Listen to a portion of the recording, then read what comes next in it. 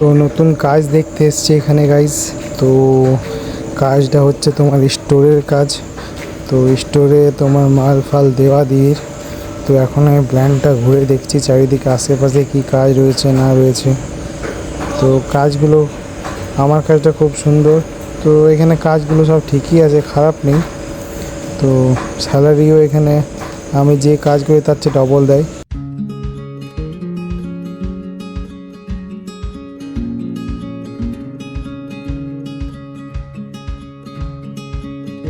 তো গাইস এই প্ল্যানটা আসলে জব করছি।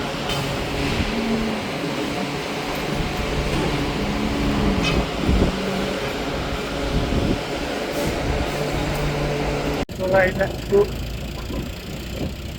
তো গাইটা আমার ট্রেন থেকে বেরিয়ে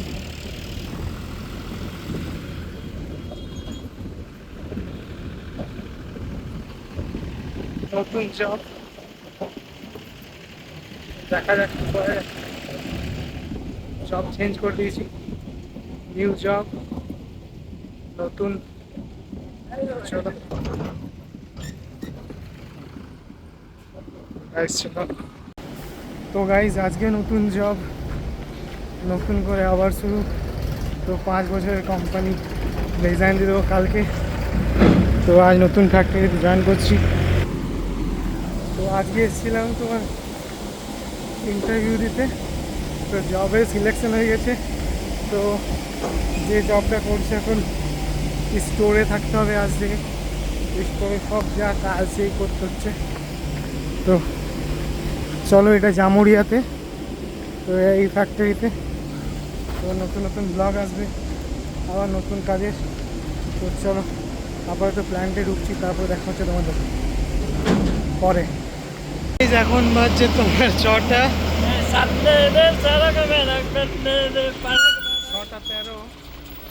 আর লিটারে আমাদের অবস্থা খারাপ হয়ে যাচ্ছে। আমার আর শুয়োর কী করবো এখন ডিসিশন নিতে পারছি না।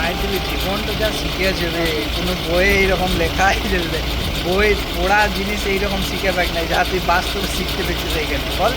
আর আমার সাথে গেলে একটু বেশি শিখতে পাস।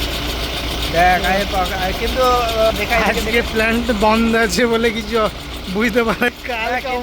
বলবো মালিক খুব ভালো আছে। এখন জানি না, এখন আমাদেরকে চিকেন খাওয়াইছে, 2 পিস করে দিচ্ছে। মোটা ভাইকে বলতাম যে আর 1 পিস করে চাইবি, ওটা হচ্ছে না।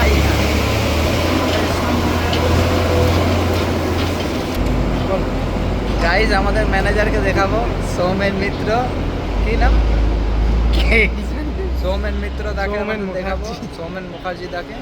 সৌমেন দা 2 পিস করে চিকেন খাওয়ালো। আমি মোটা ভাইকে বললাম যে আরও 1 পিস করে চাইবি। আমি দেখ অনেকদিন ধরে চিকেন খেতে পাইনি। মোটা ভাই বলছে ঘরেও ব্যাটারগিরি করেছে এইখানে। এবার গাইজ তোমরা বলো, যদি মনে আমার ইচ্ছা থাকে যে 2 পিস চিকেন খাবো, তো এই কেন খাওয়া যাবে না?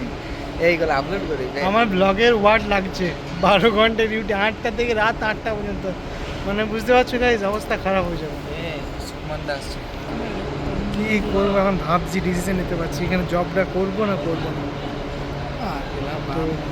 খাতায় নাম লিখে দিয়ে যে ওই কাজ করবি কিনা। গাইজ এখন ফ্যাক্টরি, তো ফ্যাক্টরি দেখো, এদের ফ্যাক্টরি।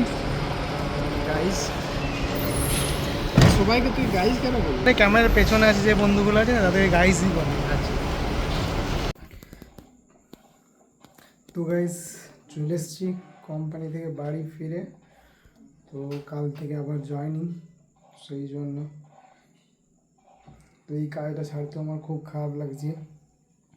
5টা বছর এদের সাথে কাটিয়েছি, তো এতটাই খারাপ লাগছে আমার ছাড়তে।